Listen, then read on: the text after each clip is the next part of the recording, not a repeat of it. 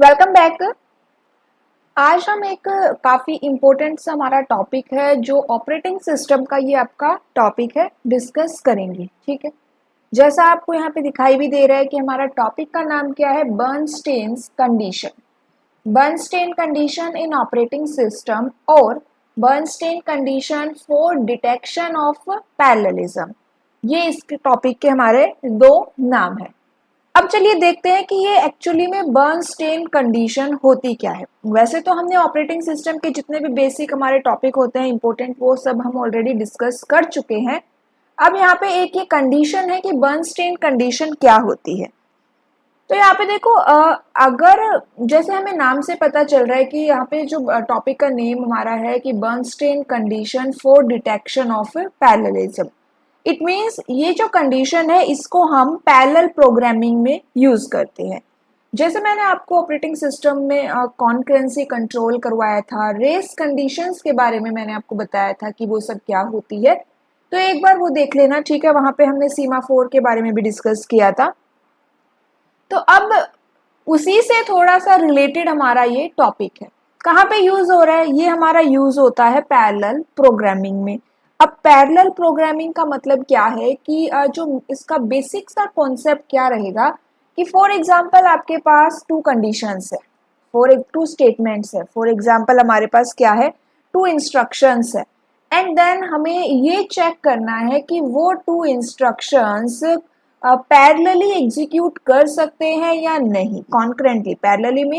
Concurrently means क्या होता है कि भाई सेम टाइम पे वो दोनों इंस्ट्रक्शन एग्जीक्यूट हो सकते हैं या नहीं हो सकते, यही क्या होता है, पैरेललिज्म होता है।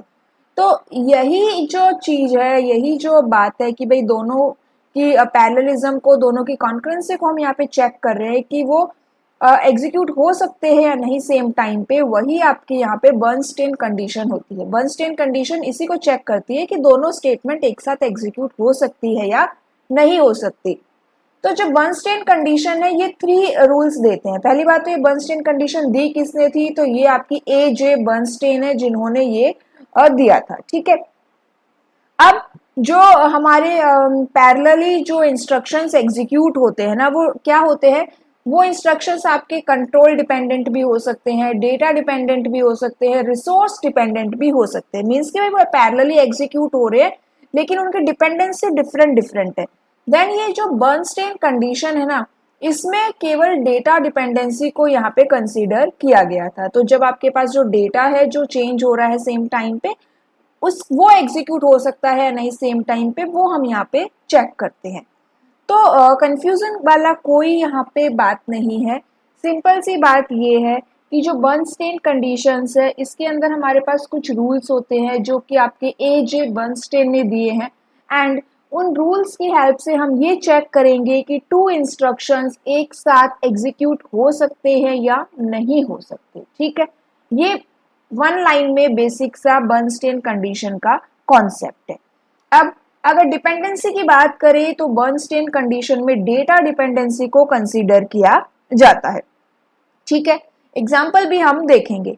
अब सबसे पहले ये देख लेते हैं कि बर्नस्टेन कंडीशन क्या होती है, कौन से वो 3 रूल्स यहाँ पे गिवन है। टोटल 3 रूल्स यहाँ पे गिवन है।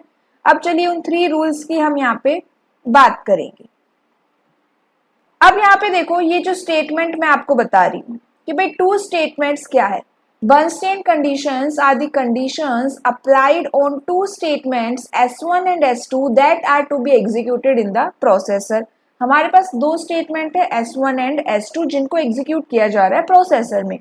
अब ये जो प्रोसेस है S1 एंड S2 जो स्टेटमेंट्स है वो कॉन्करेंटली एग्जीक्यूट हो रही है and still produce the same result. Means कि जब 2 प्रोसेस एक साथ एग्जीक्यूट होती है तो रिजल्ट में कोई भी कॉन्फ्लिक्ट नहीं आना चाहिए, रिजल्ट हमेशा सेम होना चाहिए। अगर आपका रिजल्ट चेंज हो गया तो इट मीन्स कि वो कॉन्करेंटली वो एक साथ एग्जीक्यूट नहीं हो सकती है। ठीक है, कंडीशन क्या है, तो यहाँ पे R मीन्स रीड है, W मीन्स राइट है। ठीक है, एंड ये जो सिंबल है आपको पता है इंटरसेक्शन का है। तो सबसे पहले हम क्या करेंगे, आपको फाइंड आउट करना है। ये 3 कंडीशंस है। 3 कंडीशन क्या है, read of S1, intersection right of S2, क्या मिलना चाहिए हमें, नल मिलना चाहिए। मीन्स कि यहाँ पे कोई भी आइटम आपको नहीं मिलना चाहिए। देन सेकंड कंडीशन है right of S1 intersection read of S2, क्या मिलेगा आपको, नल मिलेगा। Right of S1 intersection right of S2 क्या मिलेगा हमें, नल मिलेगा।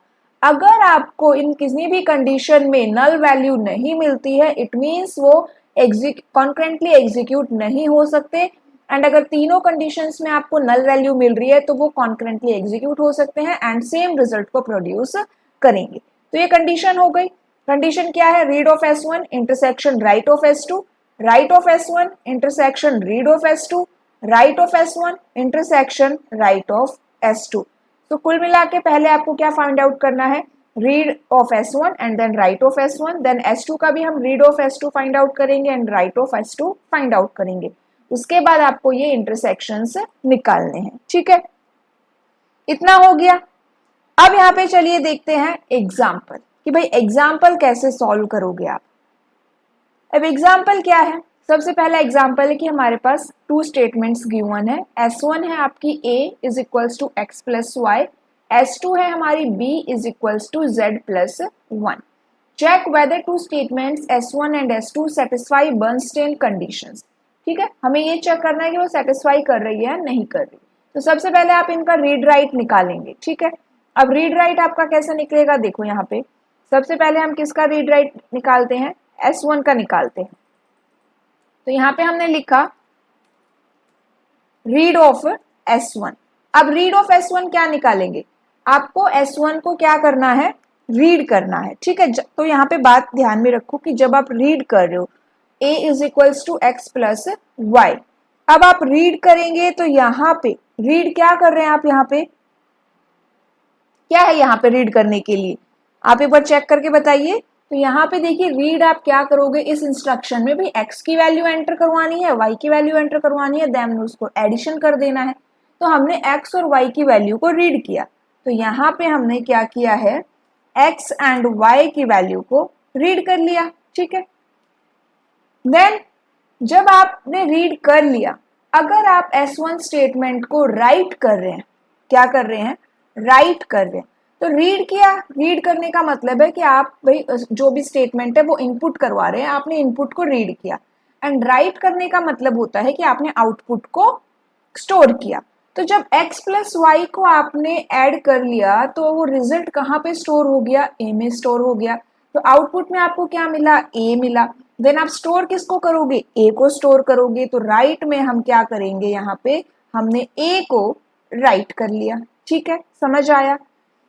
सेम आपका S2 के लिए रहेगा, आपने S2 को पहले रीड किया, तो जब आप रीड करेंगे तो आप क्या रीड करेंगे, Z रीड करेंगे। यहाँ पे आपको 1 नहीं लेना है, जो ये इंटीजर्स वगैरह है ना, आपको वो यहाँ पे इंक्लूड नहीं करना है। सिर्फ आपको X Y Z ये जो अल्फाबेट्स आपको यहाँ पे मिलेंगे वही आपको यहाँ पे रीड एंड राइट में इंक्लूड करना है। तो यहाँ पे हमने Z ले लिया। उसके बाद जब आप राइट करेंगे S2 को तो आपको क्या मिलेगा, आपको B मिलेगा। आप क्या करेंगे, B को राइट करेंगे। तो ये हो गया हमारा फर्स्ट स्टेप, ठीक है, सिंपल सा है हमारा फर्स्ट स्टेप। अब सेकंड स्टेप क्या है, हम चेक करेंगे कि ये कंडीशंस को सेटिस्फाई कर रहे हैं या नहीं कर रहे। तो फर्स्ट कंडीशन हमारी क्या थी, जिसके अंदर हम चेक करते हैं रीड ऑफ S1, देन आपका इंटरसेक्शन, ठीक है। इंटरसेक्शन के लिए मैं यहाँ पे इंटरसेक्शन यूज करते हैं, ठीक है, इंटरसेक्शन, ओके। देन हमारा क्या रहेगा, उसके बाद हमारा है right of S1, read of S1 and right of S1। अब यहाँ पे इंटरसेक्शन मीन्स होता है कि आपको कॉमन फाइंड आउट करना है। तो S1 में है XY and right of read of S1 and right of S2, ठीक है, ये हमारी फर्स्ट कंडीशन थी। तो यहाँ पे XY है एंड यहाँ पे आपको B मिल रहा है, दोनों में कुछ भी कॉमन नहीं है, तो इट मीन्स हमें यहाँ पे क्या मिल रहा है, नल वैल्यू मिल रही है। सेकंड आपकी कंडीशन क्या थी, सेकंड हमारी कंडीशन है right of S1 then intersection read of S2, ठीक है। इंटरसेक्शन का सिंबल भी हम यहाँ पे यूज करेंगे। उसके बाद राइट ऑफ S1 में है आपका A and read of S2 में है Z, कुछ भी कॉमन नहीं है, तो इट मीन्स यहाँ पे भी कुछ भी कॉमन नहीं मिल रहा है। थर्ड यहाँ पे क्या है, थर्ड है हमारा right of S1 then intersection right of S2। अब देखो यहाँ पे राइट ऑफ S1 A है and right of S2 B है, यहाँ पे भी कुछ भी कॉमन नहीं मिल रहा है हमें, ठीक है। तो यहाँ पे तीनों ही क्या है, हमें नल वैल्यू मिल रही है। इट मीन्स ये बर्नस्टेन कंडीशन को सेटिस्फाई करते हैं। ये दोनों स्टेटमेंट एक साथ एग्जीक्यूट हो सकती है एंड रिजल्ट भी हमारा क्या रहेगा, सेम रहेगा, ठीक है। इतना समझ में आया। एक और एग्जाम्पल यहाँ पे हम लेके देखते हैं। इस एग्जाम्पल में आपको दो स्टेटमेंट्स गिवन है S2 and S3। Check whether two statements S2 and S3 satisfies the Bernstein condition. तो सबसे पहले वही हम क्या फाइंड आउट करेंगे, यहाँ पे read and write find out करेंगे। Read of S2 is equals to, read of S2 क्या मिल रहा है हमें, Z मिल रहा है। देन राइट ऑफ S2 क्या रहेगा आपका, राइट ऑफ S2 है हमारा B।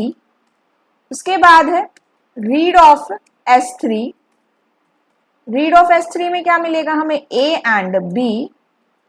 Then right of S3, right of S3 हमारे पास है C, ठीक है। इतना हो गया।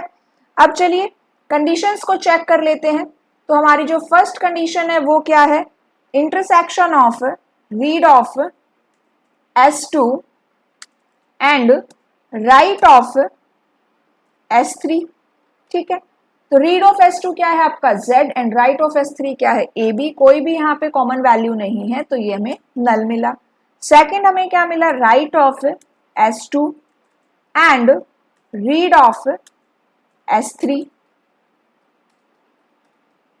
अब राइट ऑफ S2 में है B and read of S3 में AB, मीन्स कॉमन वैल्यू आपको मिल गई है B। नेक्स्ट हमारा क्या रहेगा, right of S2 and right of S3। तो राइट ऑफ S2 B है, राइट ऑफ S3 C है, नल वैल्यू, कुछ भी कॉमन नहीं मिल रहा है आपको। तो यहाँ पे हमें क्या मिला, जो सेकंड हमारी कंडीशन है ना उसमें हमें नल वैल्यू नहीं मिली। इट मीन्स कि ये जो स्टेटमेंट्स है ये बर्नस्टेन कंडीशंस को सेटिस्फाई नहीं कर रही है, तो ये स्टेटमेंट एक साथ एग्जीक्यूट नहीं हो सकती। अगर ये स्टेटमेंट एक साथ एग्जीक्यूट होंगी तो हमारा रिजल्ट क्या हो जाएगा, चेंज हो जाएगा, ठीक है। एंड आप देख भी सकते हैं रिजल्ट चेंज हो जाएगा कि यहाँ पे जब B वेरिएबल हम यहाँ पे यूज कर रहे हैं एंड B आपका वहां पर भी यूज हो रहा है, ठीक है। तो यहाँ पे ये दोनों स्टेटमेंट कॉन्करेंटली एग्जीक्यूट नहीं हो सकती। तो ये हमारा एक छोटा सा एंड सिंपल सा टॉपिक था जिसके अंदर हमने बर्नस्टेन कंडीशंस को डिस्कस किया। क्लास अच्छी लगी हो, टॉपिक भी आपको हेल्पफुल रहा हो तो कमेंट करके जरूर बताइएगा। नेक्स्ट क्लास में हम एक और न्यू टॉपिक को डिस्कस करेंगे। आज के लिए इतना ही, ओके, थैंक यू।